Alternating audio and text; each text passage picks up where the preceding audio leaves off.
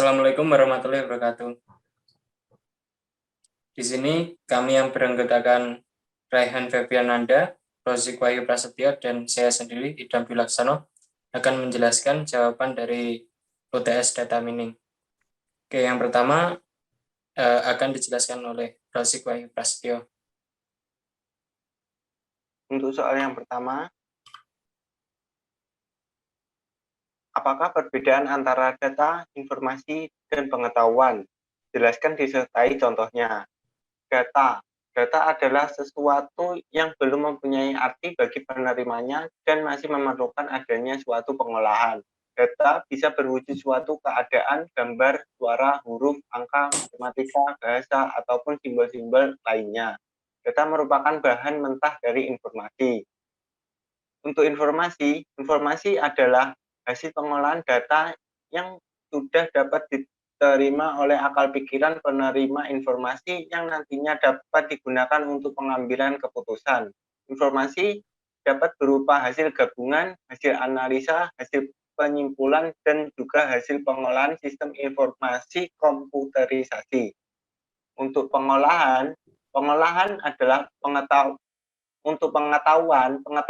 adalah pengetahuan terdiri dari informasi yang sudah diorganisasikan dan diproses untuk memperoleh pemahaman, pengalaman, pembelajaran yang terakumulasi sehingga dapat diaplikasikan dalam masalah atau proses bisnis tertentu. Untuk contohnya, kita bisa ambil konteks dari rumah sakit. Untuk data berupa nama pasien, nama obat, takaran, dan tanggal. Untuk contoh informasi berupa rekam medis, kartu berobat, jadwal praktek dokter, petunjuk arah, dan daftar pasien rawat inap. Untuk contoh pengetahuan, diagnosis, perawatan, diet makan, dan resep. Untuk soal selanjutnya akan dijelaskan oleh saudara Rehan. Baik, untuk soal selanjutnya, jelaskan langkah-langkah yang ada pada preprocessing data. Tambahkan juga gambarnya untuk mempermudah menjelaskannya. Nah, yang pertama adalah pada data preprocessing data, yang pertama adalah data cleaning atau pembersihan data. Nah, kepentingannya apa? Kepentingannya menurut Rob Kimball, pembersihan data adalah salah satu dari 3 problem terbesar dalam data warehousing. Nah, menurut DCI Survey, pembersihan data adalah problem nomor 1 dalam data warehousing.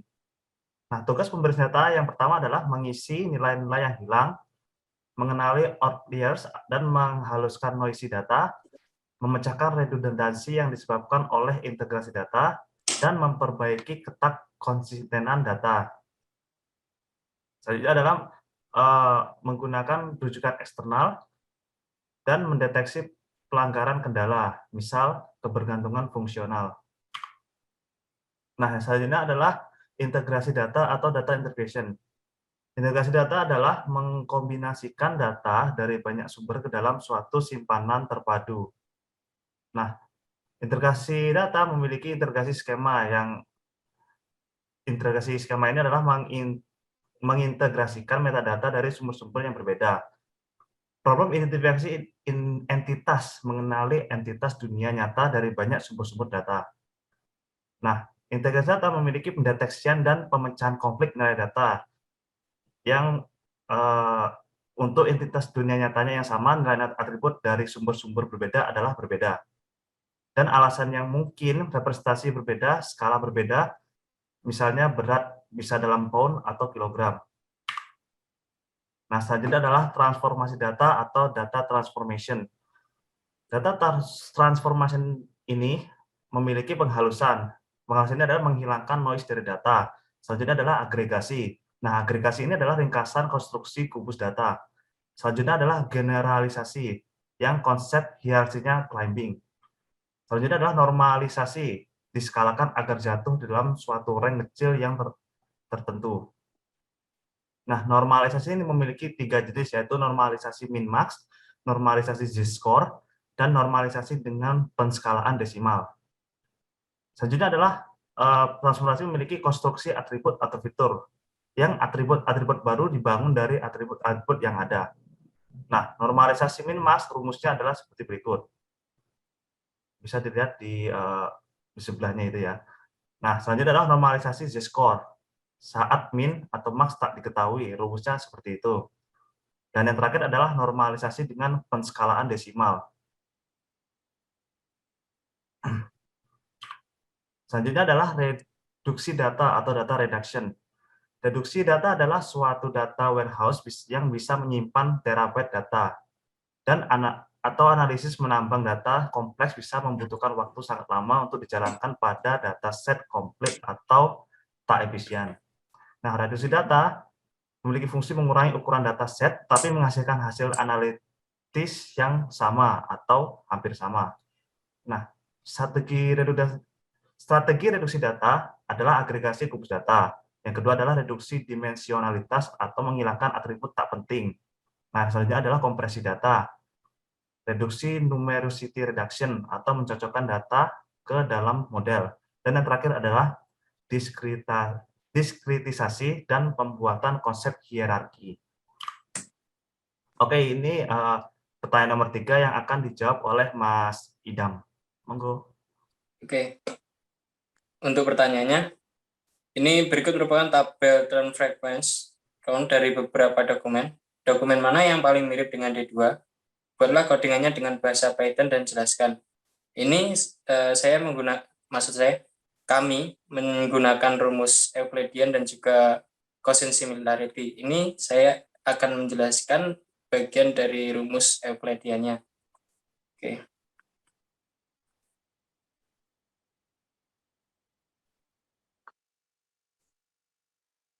Oke, untuk yang pertama, ini pada bagian Excel-nya. Untuk datanya, yang akan dicocokkan kemiripannya adalah D2. Ini kemiripan antara D1 dan juga D3. Untuk data D2-nya, ini nilainya dari Java 8, algoritma 13, a priori 6, webnya 30, dan codingannya 21. Ini yang pertama saya cocokkan dulu dengan D1, jadi D2 dengan D1. Nah, untuk rumusnya itu seperti ini. Rumus Euclidean. Nah, ini rumusnya D sama dengan akar X1 min X2 pangkat 2 ditambah Y1 kurang Y2 pangkat 2. Oke, untuk perhitungan dari Python-nya, ini D1 dengan D2. Ini untuk membuatnya kita pertama-tama kita menggunakan match, setelah itu kita mengimpor rumusnya. Untuk rumusnya kita menggunakan terlebih dahulu SKRT untuk penggunaan akar. Setelah itu kita menggunakan parameter dengan cara def fungsi jarak ini dengan menggunakan variabel X1, X2, Y1, Y2, Z1, Z2, A1, A2, dan B1, setelah itu B2. Nah, masing-masing dari variabelnya itu nilainya ini. Ini tadi nilai 8 untuk X1, X2-nya 10, Y1 13, Y2-nya 12, dan seterusnya. Ini tadi saya ambil dari nilai ini. Dari kedua nilai ini, D1 dan juga D2-nya. Nah, seterusnya kita mencari jaraknya dengan cara memasukkan rumusnya SKRT dalam kurung X1 min X2 dipangkatkan 2, ini kami menggunakan fungsi PAU untuk memangkatnya, dan Y1 min Y2 pangkat 2, dan seterusnya. Setelah itu kita mencari hasilnya. Untuk memunculkannya kita menggunakan return hasil, setelah itu kita memanggilnya. Dengan parameter fungsi jaraknya tadi, seperti ini, sama. Setelah itu kita sama dengan jarak, setelah itu kita print jaraknya. Maka setelah kita run,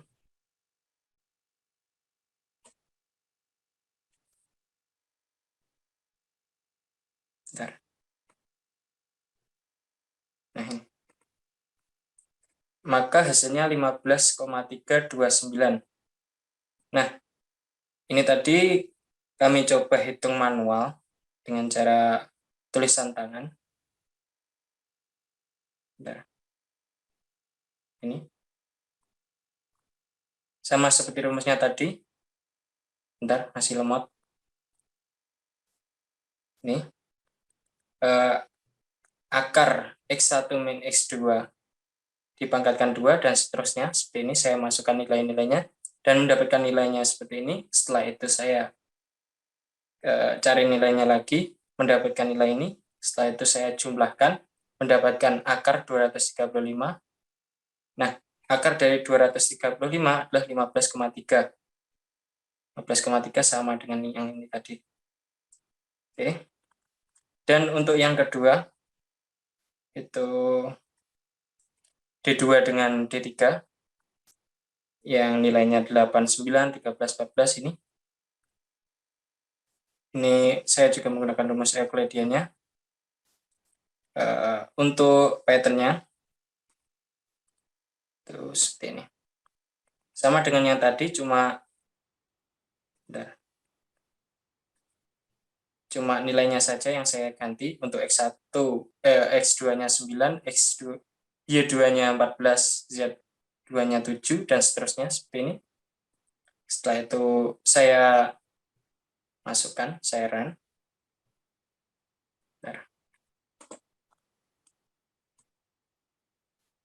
Nah, untuk nilainya saya mendapatkan 12,165.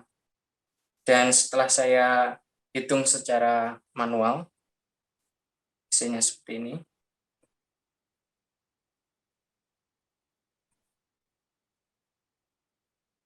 Nah, ini.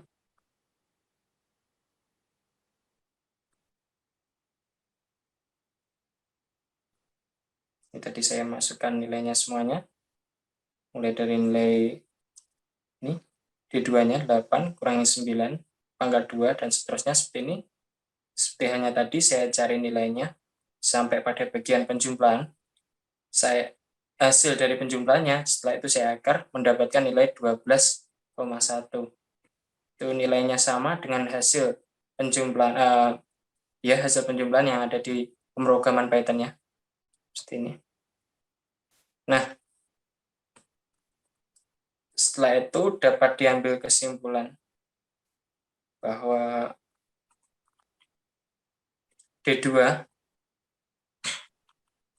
dengan D1 mendapatkan hasil 15,329, D2 dengan D3 12,165, maka dapat disimpulkan bahwa jarak terdekatnya adalah D2 dengan D1. Oke, untuk bagian cosine similarity akan dijelaskan oleh Mas Rosik Wahyu Prasetyo.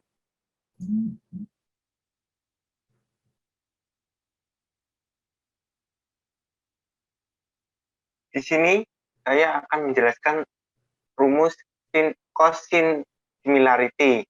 Nah, cosine similarity rumusnya sim X, Y sama dengan X kali Y per mutlak X dikali mutlak Y. Nah, di sini saya akan membandingkan antara dua dokumen 2 dengan dokumen 1. Dokumen 2 yang memiliki data 8, 13, 6, 30, 21. Dan dokumen 1 yang memiliki data 10, 12, 8, 15, 20. Nah, untuk yang pertama kita akan mencari X kali Y. Kita akan kalikan terlebih dahulu antara X1 dokumen 2 dengan Y1 dokumen 1. Nah, 8 dikali 10 sama dengan 80, 12 dikali 12 sama dengan 156, 6 dikali 8 sama dengan 48, 3 dikali 30 dikali 15 sama dengan 450, 21 dikali 20 sama dengan 420. Nah, hasil dari perkalian tadi dijumlah semua yang menghasilkan 1154. Kemudian untuk mencari mutlak X, kita kuadratkan X-nya terlebih dahulu. Nah, untuk 8 dikuadratkan menjadi 64, 13 dikuadratkan menjadi 169, dan seterusnya. Kemudian hasilnya dijumlah yang menghasilkan 1610, kemudian diakar menjadi 40,1248053. Untuk mencari mutlak Y, kita kuadratkan Y-nya terlebih dahulu. Kuadrat 10, kuadrat menjadi 100, kuadrat 12 menjadi 144, dan seterusnya. Kemudian dijumlah menjadi yang menghasilkan 933, kemudian diakar menjadi 30,5450487. Nah, hasil dari semuanya tadi kita masukkan ke dalam rumus X kali Y per mutlak X dikali mutlak Y yang menghasilkan 0,941568778. Kemudian saya juga membandingkan antara dokumen 2 dengan dokumen 3. Dokumen 2 yang memiliki data 8, 13, 6, 30, 21, kemudian dokumen 3 yang memiliki data 9, 14, 7, 22, 30. Nah, kita mencari X kali Y terlebih dahulu dengan dikalikan antara 8 dikali 9 yang menghasilkan 72, 13 dikali 14 sama dengan 182, dan seterusnya. Kemudian dijumlah yang menghasilkan 1586. Yang ini hasilnya X kali Y.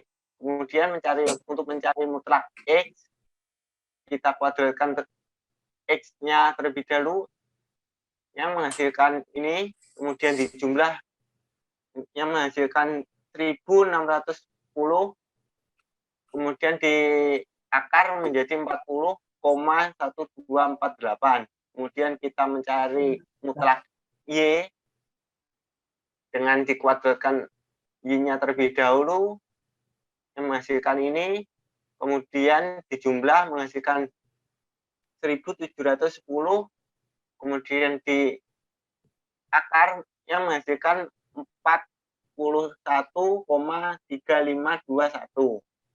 Nah, hasilnya tadi kita masukkan ke dalam rumus yang menghasilkan 0,95586.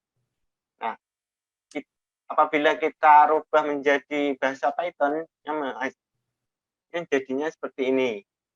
Untuk kosin antara dokumen 2 dengan dokumen 1. Import math, kemudian kita masukkan datanya. Data A mewakili data dokumen 2 yang datanya sebagai berikut. Kemudian B, variabel B mewakili dokumen 3 yang datanya seperti ini. Kemudian saya juga menginputkan 3 variabel yang sama dengan 0. Kemudian kita looping. Saya juga menggunakan looping. Nah, untuk memanggil data dari A dan B. Untuk AB atau sama dengan X kali Y yang rumusnya seperti ini, ditambah sama dengan A, looping A, dikali looping B, yang contohnya seperti 8 dikali 10, kemudian nanti ditambahkan 13 dikali 12, ditambah 6 dikali 8, ditambah 30 dikali 15, ditambah 21 dikali 20, yang nanti kemudian dijumlah yang menghasilkan AB. Untuk sum A adalah looping A dikali looping A, atau yang biasa kita tahu adalah kuadrat. Jadi 8 dikuadratkan, kemudian 13 ditambah 13 kuadrat, ditambah 6 kuadrat, ditambah 30 kuadrat, ditambah 21 kuadrat yang akan menghasilkan sum A. Kemudian kita masukkan ke cos A yang akan menghasilkan jumlah akar dari sum A. Nah, kemudian untuk sum B adalah jumlah dari kuadrat data B.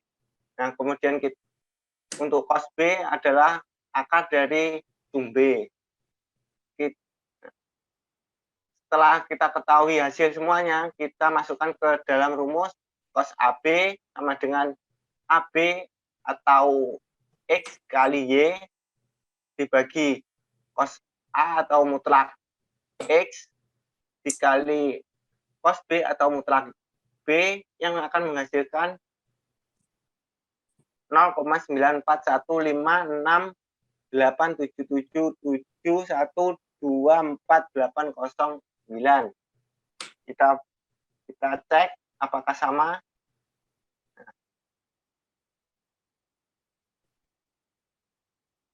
Nah, hasilnya sama antara data 2 dengan data 1 perbandingannya. Nah, untuk antara data 2 dengan data 3, contohnya seperti tadi, kita rubah data B menjadi data 3, kemudian kita masukkan ke dalam codingan tadi yang akan menghasilkan 0,9558553 dan seterusnya. Nah, dan apabila kita samakan di Excel yang menghasilkan 0,95586. Ternyata sama.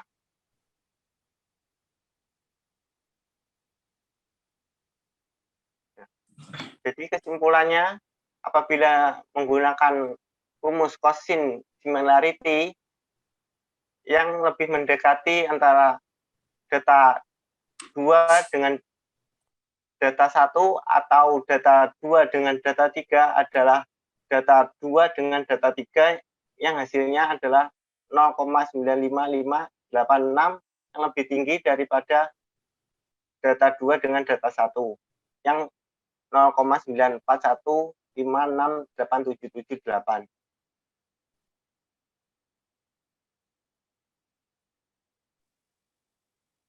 Oke, sekian dari kelompok kami. Kalau ada kurang lebihnya mohon maaf. Wassalamualaikum warahmatullahi wabarakatuh. Waalaikumsalam warahmatullahi wabarakatuh.